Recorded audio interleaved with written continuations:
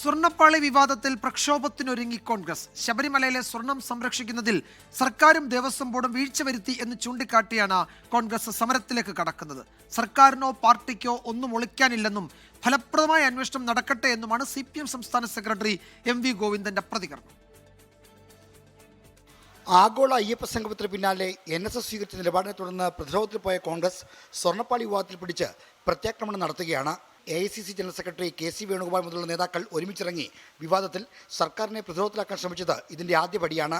ജനങ്ങളെ അണിനിരത്തിയുള്ള സമരമാണ് അടുത്ത ഘട്ടം. ഗവൺമെന്റിന്റെയും ദേവസ്വം ബോർഡിന്റെയും കുറ്റകരമായ അനാസ്ഥയ്ക്കെതിരെ വിശ്വാസികളെ അണിനിരത്തിക്കൊണ്ട് ഇന്ത്യൻ നാഷണൽ കോൺഗ്രസ് ശക്തമായ പ്രതിഷേധം സംഘടിപ്പിക്കുക തന്നെ ചെയ്യും.